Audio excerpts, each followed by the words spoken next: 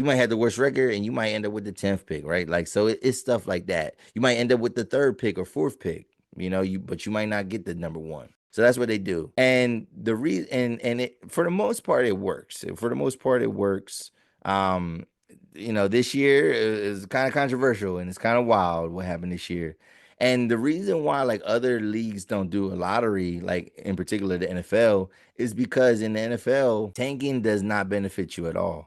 Tanking does not benefit you at all because in NFL, one player cannot solely change the fabric of your team. So yeah, so one player cannot in football, one player cannot solely and fully change how good your team is, right? Because in football, if you're a badly run football team, if you're a badly coached football team, one player is not going to save you. Now in the NBA, it's a little bit different because one, everybody that's on the court has a chance to make an impact. So one player can change.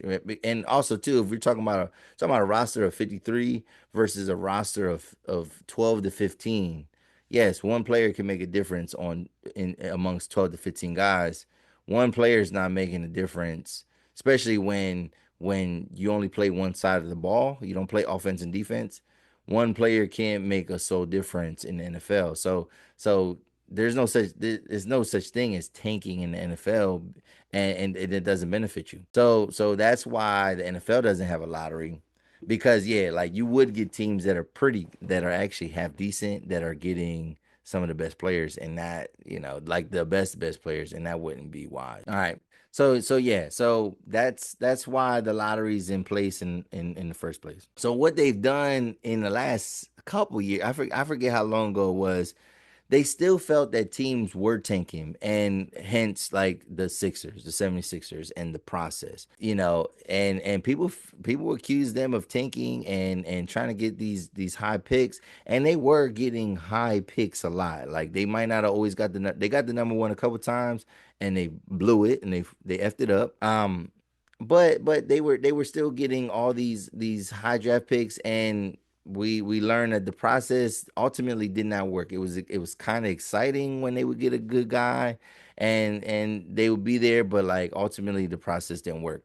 So what they did was they lessened the odds of those like bottom four teams, bottom three teams from getting the best picks. So they made their odds even worse. They made their odds even worse. So the craziest thing happened, right? So I'm gonna go in reverse order. I'm gonna go in reverse order of what the draft lottery ended up being, because I predicted that our guy Cooper Flagg would go number one to the Utah Jazz. But I'm gonna go in reverse order and tell you who's picking where. So pick number 14, and this team has two draft picks in the lottery. It's the San Antonio Spurs. Number 13 is the Atlanta Hawks.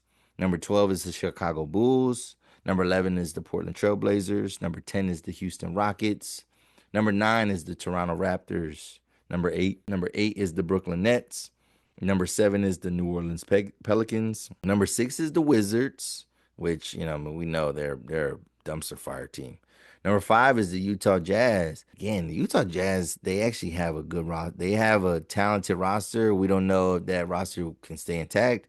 They must have suffered some injuries, but there's no reason why they're not better. Number 4 is the Charlotte Hornets.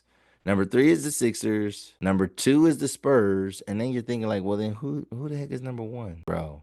Number 1 is the Dallas Mavericks. The Dallas Mavericks had a 1.8% chance to get the number 1 pick.